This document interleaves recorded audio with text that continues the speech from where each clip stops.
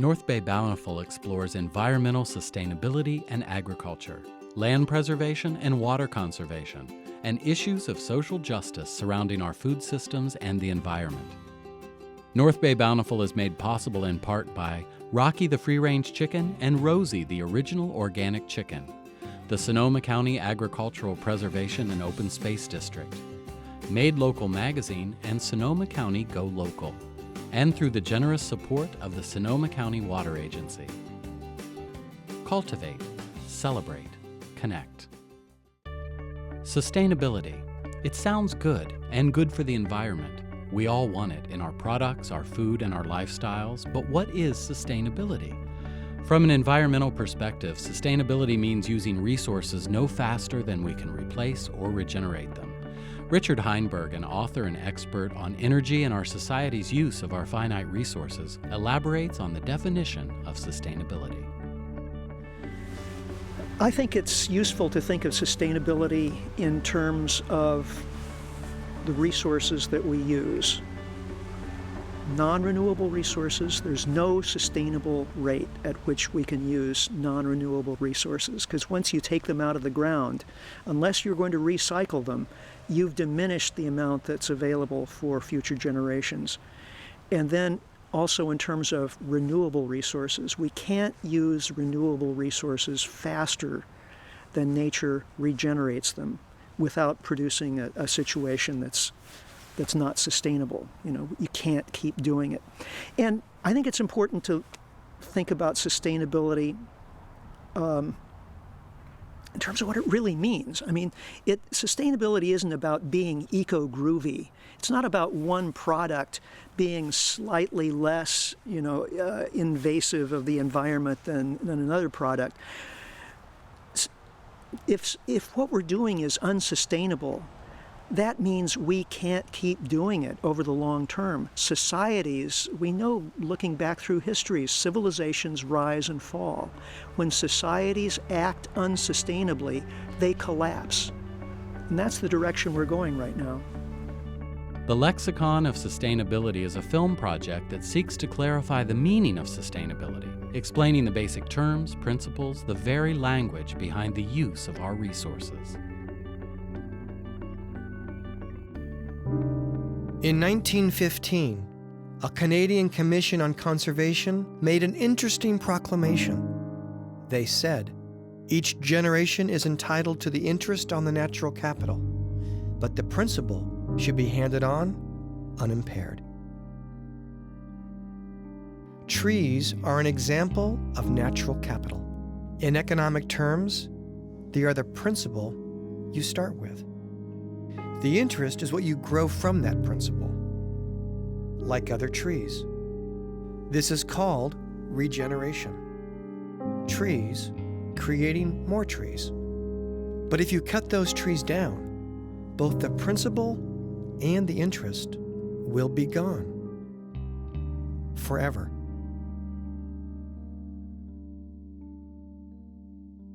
So what is sustainability? That's hard to say, because the meaning has been hijacked.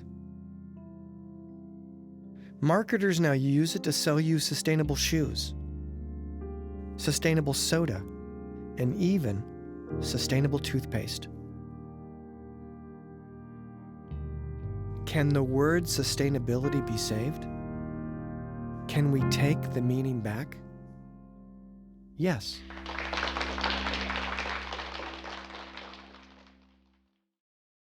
A dairy farmer takes one of the single largest forms of air pollution, methane from cow waste, and turns it into useful fuel to power farm machinery, reducing his energy costs by 90%. It's the same principle used by two Oakland entrepreneurs. They take coffee grounds from their local coffee shops and add mycelium to grow mushrooms. Upcycling allows them to convert waste into something productive. In Alaska, the state's Department of Fish and Game uses principles like maximum sustainable yields to ensure that local fishermen leave enough fish for future seasons. Sustainability means different things to different people. A woman who's farmed for 5 generations tells me that sustainability is survivability, because if her farm doesn't survive, she won't either. A fisherman in New Orleans loses everything to Hurricane Katrina. His definition of sustainability: adaptability and resilience. Ann Rose lives on a North Carolina mountaintop without running water or electricity. For her, sustainability means simply learning to do everything yourself. It's DIY. So sustainability has no single meaning. For a farmer, it might mean survivability. Or it can also mean the ability to adapt, even to do everything yourself. But in the end, sustainability really means taking responsibility, not only for yourself, but for your community and the planet, and especially for those who come after.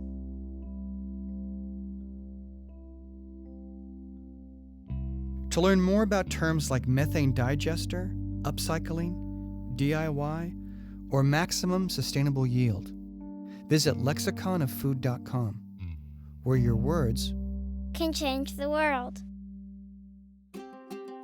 One area where sustainable practices have a particularly significant impact is in our food production. People want to know who's growing their food. They want to know how it's grown. They want to know what's in it. Obviously for health reasons, but also because they're concerned about the environment. You know, the way we're growing food today is destroying ecosystems. It's destroying soil ecosystems. It's reducing the habitat for birds and other animals, insects, pollinators. The reason we call it unsustainable is that we can't keep doing this. You know, we're undermining the viability of our own food system. Fulfilling the demand for locally grown food means small farms need to find creative ways to sustain their operations. One way is through community relationships with both individuals and institutions.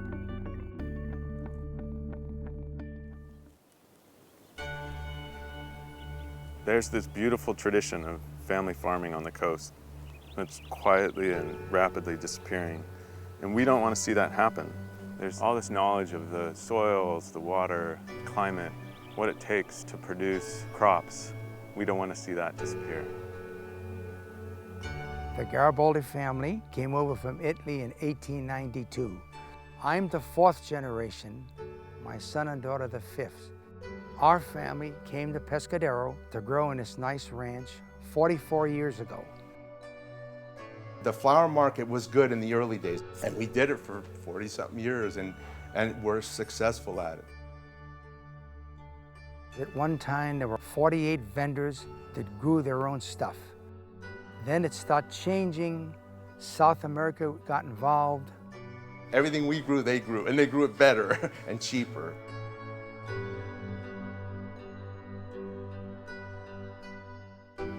In the last 10 years, when the business kind of started going south, and then the decision was made a year ago to call it quits, and it was pretty heart-wrenching. 68 years going to the market, and you just cold turkey quit. When 5 generations have been doing this, that was hard to take.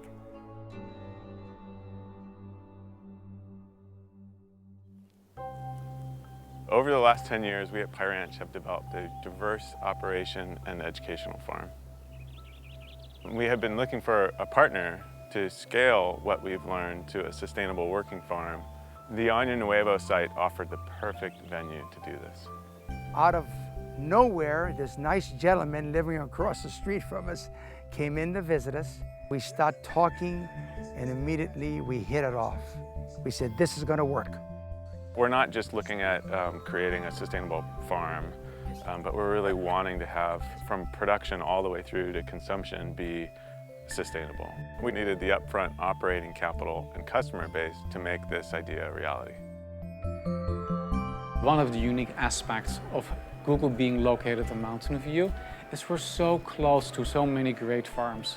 And what we're trying to do over here is to provide Googlers with delicious, nutritious, local food, but actually make the connection with food as well. So as a large organization, we have committed that we're going to buy this year and over the years to come a large part of his farm production up front. So we're providing with the cash flow, so actually he doesn't have to worry about will he be able to pay the bills as he's waiting for his crops to grow. This project is giving us the opportunity to develop an innovative CSA.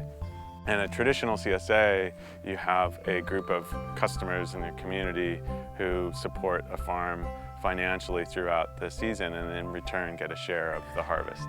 Google is committing in advance like a CSA member would. This not only allows us to take the best care of the land, but also the people who are working the land. I get to keep my crew, and that meant a lot. I told Jared, I'm on board only if you keep these guys, because if not, I don't want to stay, you know. Without them, we're nothing. They know the soil, they know the systems. If it weren't for them, we would not be able to hit the ground running and growing the diversity of crops that we wanted.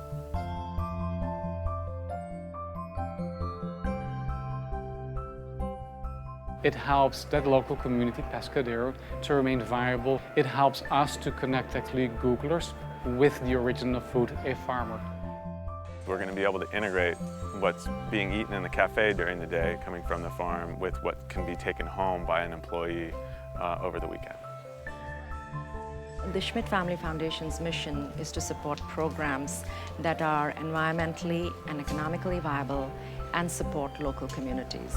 Which is why we are working closely with the two partners, Pie Ranch and Google, to prototype a new financing model that enables smaller farms to sell their produce upfront and directly to large organizations and stabilize their cash flows. So the Schmidt Family Foundation has played a critical role by providing us financing. And that helps us take care of some of the immediate needs of getting started, like buying equipment. But beyond that, this allows us to develop a whole new supply chain option for farmers. We're excited. We've got our first planting of wheat and barley and vegetable crops like the peas and fava beans and chard and kale. So we're rolling. Now the ranch, I look, it's like, okay, we got wheat growing out there, and it's like, okay, that's a first. I've never seen it. We're going to eventually have animals and pastures. It's like, wow, but I'm excited about it. It's a change in the right direction. We're going to continue on as far as we can go. We're just super excited about the potential of having this model move us from an anonymous food system to one where relationships help to drive sustainability. So success for me would be if large organizations over here in the Bay Area, in the US or around the world, would actually learn from this model and apply it and probably do it even better than we can imagine as of today.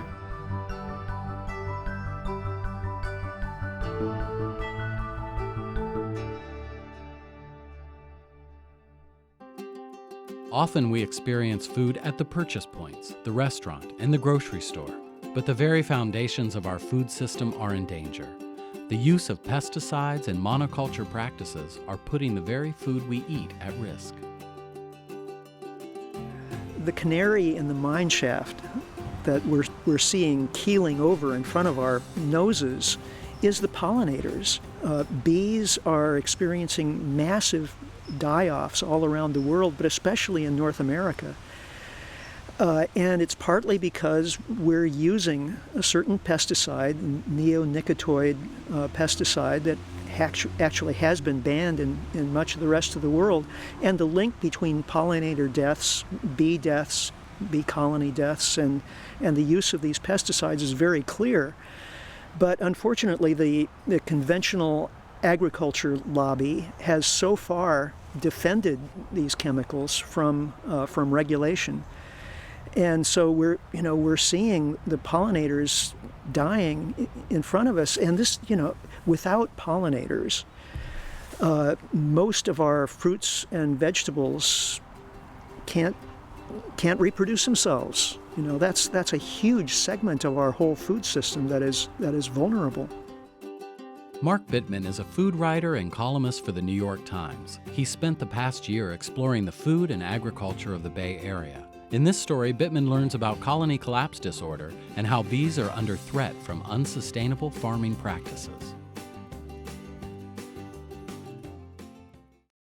I don't get to see many bees walking the streets of Manhattan, but out here in California, I've had the opportunity to see many of these hardworking insects up close. Without bees, our grocery stores, farmers markets, and dinner tables would be pretty barren. UC Berkeley conservation biologist Claire Kremen and I take a trip to Full Belly Farm in Gwynda to see what they're doing to keep bees and other pollinators happy. This is a very pretty field, obviously. Really gorgeous. It's really quite varied compared to Yes, it's so varied. 1,000 acres of hay. You're going to catch us some bees? Yeah, I'll catch some bees. It's pretty exciting. And you can see them kind of There's buzzing a couple little ones around. in here. Bumblebees are social. Isn't that a handsome creature? And you can see the large pollen loads on the back of its leg. Oh yeah, I can. Isn't that cool? Yeah. I think of this farm as native pollinator central. And it's really because of the way they farm that they grow so many different types of crops to attract the pollinators out here. Let's define a pollinator and let's talk about why they're important. A pollinator is any animal that visits a flower and transfers the pollen from the male parts to the female parts of the flower or from one flower to another. And by doing that, fertilizes the plant and allows the plant to reproduce and create a seed or a fruit. And why they're so important to us is because about 75% of the crops that we enjoy and rely on benefit from animal pollinators visiting them. So pollinators doesn't just mean bees, or are there other pollinators too? Do moths pollinate? Yeah, all kinds of organisms pollinate. Bees are the ones we think about the most when we think about crop pollination because in general they are the most important. In California, farmers have enough bees to pollinate apples, avocados, cherries, and other produce every year. But they import nearly 1.5 million honeybee hives to pollinate the state's biggest export, almonds. The critical thing is to think about the honeybee is one species that we brought to this country from Europe, and it has a number of health issues. And it's been termed colony collapse disorder. We now rely practically exclusively on honeybees, but it's kind of crazy, to have to transport our pollination service for 3,000 miles when we have 100, 150 native bee species that visit crops and pollinate them. Obviously, colony collapse disorder is a big deal, but it sounds like it's more of a big deal because just as we've become dependent on monoculture, we've become dependent on this sort of monopollinator. When they transport these bees across the country, there's large numbers of hives that are interacting with one another. That's a great place for them to transmit diseases from one to another. They're being exposed to pesticides on the fields where they're foraging, and often there are a few other floral resources for them. So they're also experiencing sort of a very simplified diet. I mean, you wouldn't want to just eat almonds all day long.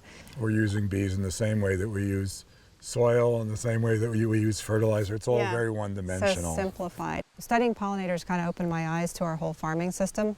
Why do we have this farming system when we can see, this is beautiful, I love being here, you love being here, it's a healthy environment. Why do we have so much monoculture? We have created the government and economic structures that seem to have made it a necessity. Right. This is fundamentally unsustainable, and the only way to maintain your livelihood is to start using techniques of sustainable agriculture. That requires that fundamental understanding, to do it before the environmental catastrophe. Will farms take the necessary steps to support bees? Some start out simply and plant hedgerows, an assortment of plants that flower at different times and provide a rich source of food for pollinators year-round. Farmers that welcome wild bees through diversified farming techniques will gain a valuable and natural ally in growing their crops. We have some fresh egg pasta from eggs from our farm, and then a little salad as well. So yeah, enjoy it. Thank you.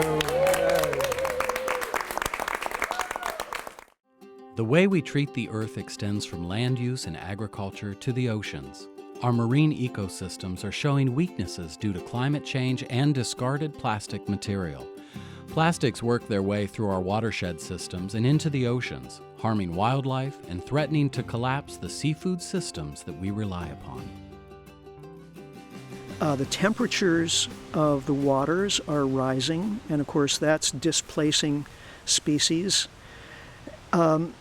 ocean currents are changing, and meanwhile, the stuff that we put into the water, whether it's the chemicals that get flushed down the rivers to the mouths of rivers and the oceans, creating huge dead zones, or whether it's the plastics that we use that end up degraded and often in very small particles that end up in huge gyres out in the middle of the ocean, continent-size areas of floating plastic that's taken up by ocean life, eaten and poisoning fish and other marine creatures.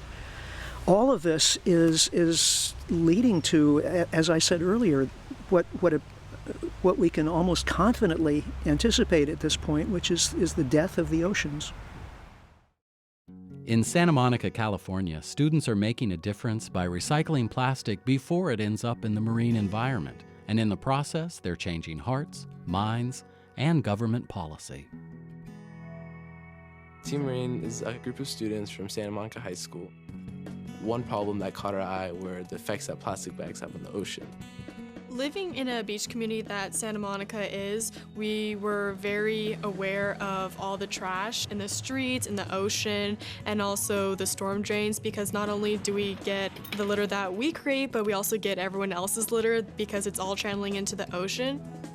There are multiple problems with plastic bags because while they may seem convenient, the production uses a lot of petroleum and uses a lot of energy, which is fossil fuel based, and affects global warming. Annually, 6 billion plastic bags are made in Los Angeles County, and less than 5% are recycled.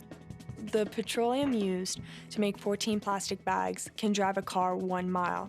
How much resources we use just to make these simple plastic bags that are a one-time use only is really not worth it. Well, most plastic bags end up in the ocean, and it kills about 100,000 marine animals each year and close to 1 billion seabirds each year. What happens is they turn into small bits and go into the ocean, and different sea animals mistake it for food, and then it ends up in their stomach, and sadly, they die. Most of what Team Marine did was community outreach, so we went in the community to educate others. We've done everything from participating in beach cleanups to actually hosting our own marches against plastic bags, to testifying at City Council, to creating a video for others to watch and posting on YouTube, to going into schools and doing lesson plans, and also going to grocery stores and asking them, are you being environmentally friendly? We're here at the Santa Monica storm drain. Evelina and I decided to go down to the storm drain. Look at this shameful presence, people. Shameful. Oh, God. I'm blinded by its disgustingness. And we decided to track all the plastic bits that were coming from the storm drain and landing on the ocean.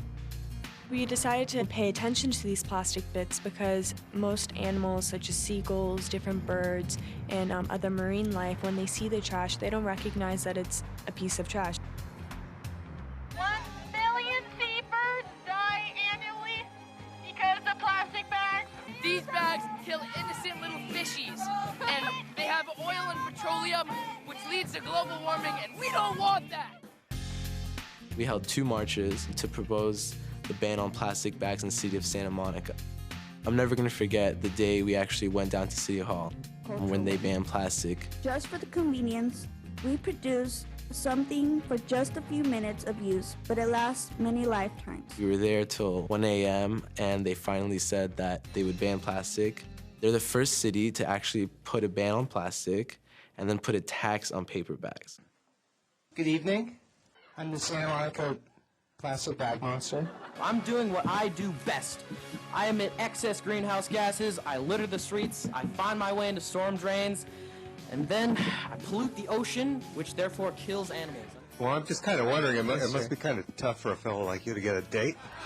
I myself, as a teenager using reusable bags at a grocery store, I get looked at a lot because I'm a teenager, you know? I mean, teenagers don't really use reusable bags, you know, it's not cool, but I mean, I think it's cool, and definitely everyone can do it. We just need to take the initiative, and we need to move a lot farther than we are right now. It's more, I feel, an ethical problem than an environmental problem, because we all have the power to reduce our carbon footprint. If I could use a reusable bag and seriously take plastic bags out of my life, I'm sure anyone else can. It's just an easy step that everyone can do. And I'm sure if the County of Los Angeles can ban plastic bags, the whole nation can. This is a collective impact. It will have so much benefits for the world as a whole. Reduce, reuse, recycle, refuse, and rethink.